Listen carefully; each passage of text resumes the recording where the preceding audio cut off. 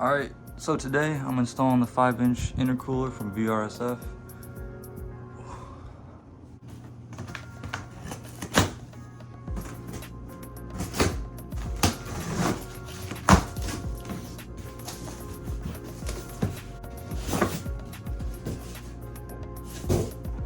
Boom. So that is nice. I thought we were reusing the stock accessories and hardware, but it looks like it's got this metal pipe, and then this is one of those like silicone boots. It's got two of them in here. All right, let's get to this.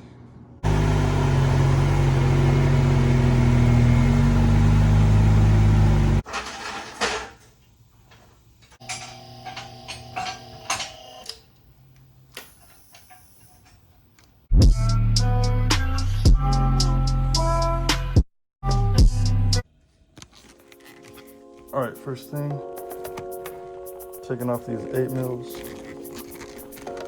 on the undercarriage. Each one's an 8mm.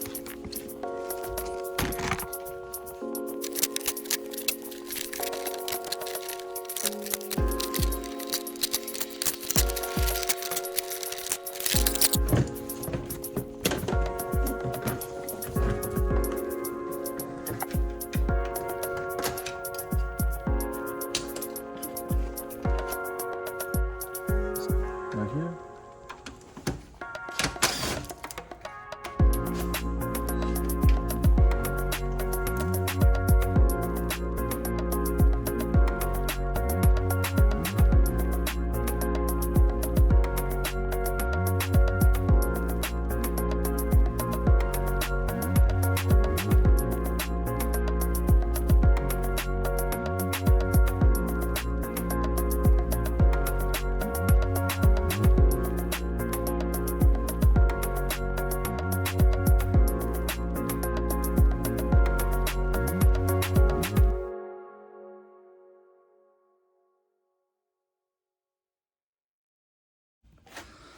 All right, so we got the 5-inch right here, sitting next to the little baby one. You can see the difference. This one's taller, wider, has the step.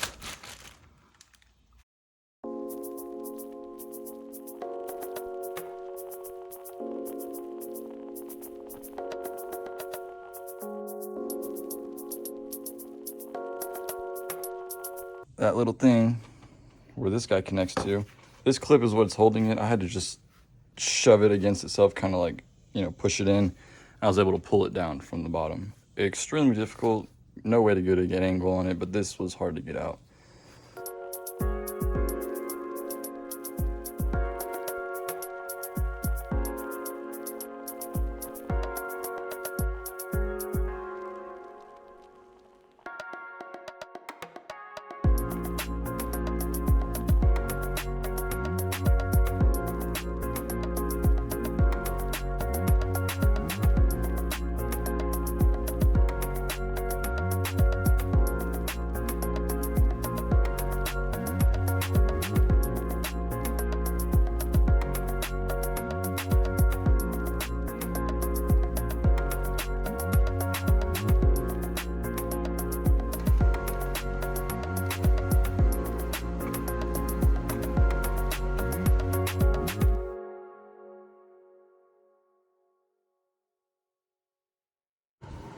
All right, so we use the jack to raise it up.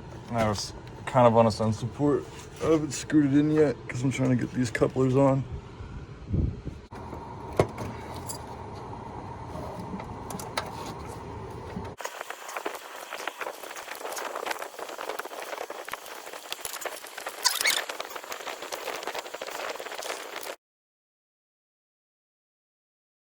All right, y'all, so it is the next day technically. So I had to have my buddy come help me finish it only to film. Then I ended up not filming because I'm stupid. I just wanted to get it done. But basically, I had it all fitted up, as you'll see in the video. The screws were lined up, the couplers were lined up. I had the left coupler on, like if you're underneath the car looking forward. So like the driver's side coupler I had on and ready to be tightened. The right side though, the passenger side coupler, just could not get it to go on because I was trying to put the intercooler onto the coupler from the bottom, because that's what I had done on the other side. So to make it easy on myself, I just, took the little night off because it had gotten real late. I was kind of sore just holding with the intercooler and stuff. And then in the morning, my buddy and I went back down there, took the coupler off, put it on the intercooler first, tightened it up, and then pushed it up onto the pipe, and it honestly didn't take us that long. Got the screws in.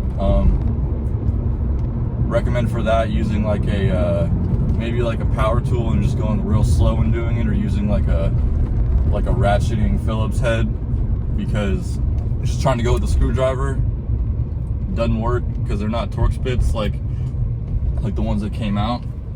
So you can't just use the same ones because they're shorter. So once that was all in there, I mean, like once I got that coupler on, it was just those two screws, relatively easy, and then put the undercarriage back on and it was green bean. So I'm driving it now.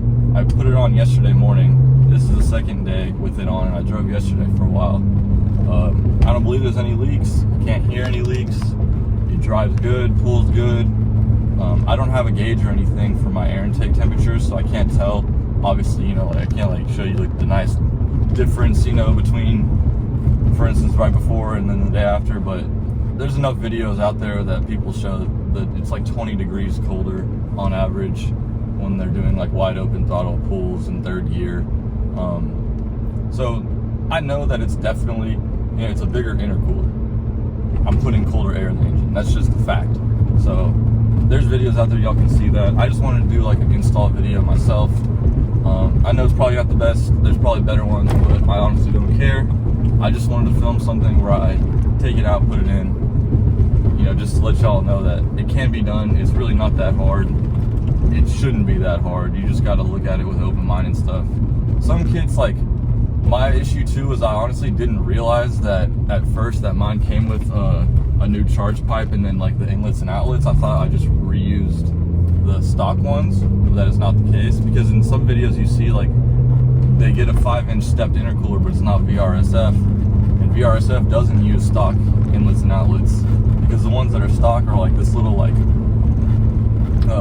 coupler that's connected to the charge pipes with those stupid one-time use clamps. So you got to break the clamp off if you want to get those off, right? And so it's kind of easier if you do reuse the stock inlets and outlets, because you just take it off.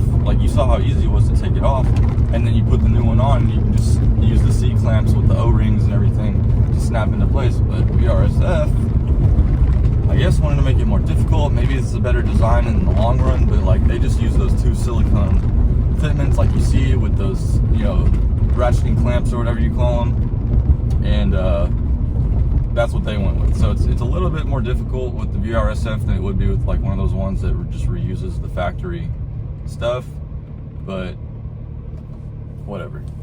I like VRSF, they know what they're doing, so I usually use them I've used them on the 535. If you've watched any of those videos, I was full bolt-on with VRSF, and things sounded great, performed great, didn't have any issues, so I'm sticking with them for this. And like I said, it's been driving good. I'll do a little pull right here. Put the AC on.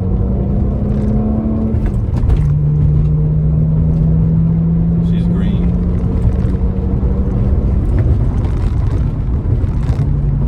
Turn this in. Yeah, so I'm really enjoying the car. Got the new shift knob that y'all saw in the previous video. I love it. Yeah, just a real quick update. Next step is catalyst downpipes.